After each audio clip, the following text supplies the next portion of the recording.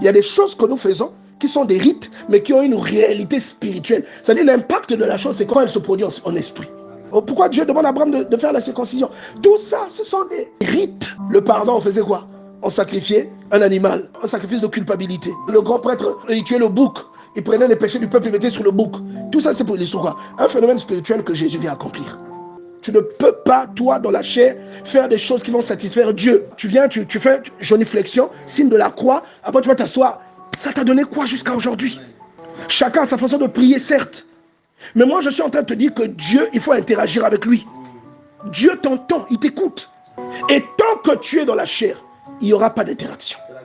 C'est pourquoi tous les exemples bibliques, tu vois, il te sort d'abord de l'état dans lequel tu es pour te convertir. C'est comme quand tu prends, regarde, tous les appareils qui viennent de l'Angleterre fonctionnent à 110 volts. J'avais une chaîne musicale comme ça. Chez nous, ici, c'est 220 volts.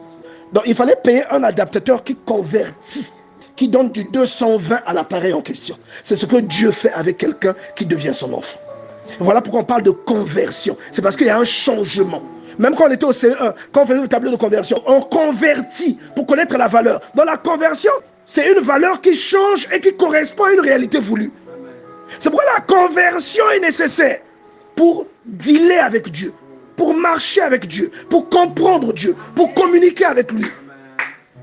Et tu ne peux pas atteindre ces objectifs tant que tu demeures charnel. Le fait de croire éperdument, d'aimer Dieu d'un amour peu commun, c'est quand ton cœur reçoit suffisamment d'informations et de convictions. Une confiance inébranlable à toute épreuve. Ton esprit voudra adorer Dieu. Quand tu vis ça avec Dieu, ça te fait regarder Dieu autrement.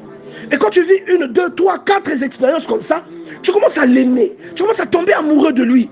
Tu sais maintenant que dans la détresse, c'est lui qui te soutient. Tu sais maintenant que c'est lui qui te conduit. Ton esprit voudra contempler Dieu. Et quand tu as un problème, tu n'as plus peur.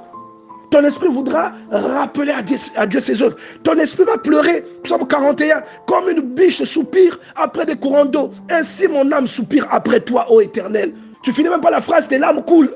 Parce que tu comprends la profondeur de ce que ça dit. Tu comprends ce qu'il veut dire. Et mon âme a soif de Dieu. Tu vois. Et tu comprends parce que peut-être tu ressens ça. Et tu as l'impression que même quand tu marches, tu es seul. Mais tu as l'impression que tu es avec lui. Quand tu marches, quand tu conduis, tu es avec lui. Tu sens vraiment que quelqu'un est avec toi. Et maintenant, quand tu te mets à genoux et tu commences à lui parler, bien aimé, quand tu vas te mettre à genoux, tu te souviens de ce qu'il a fait. Tu vas trouver que tu n'es pas digne de ça.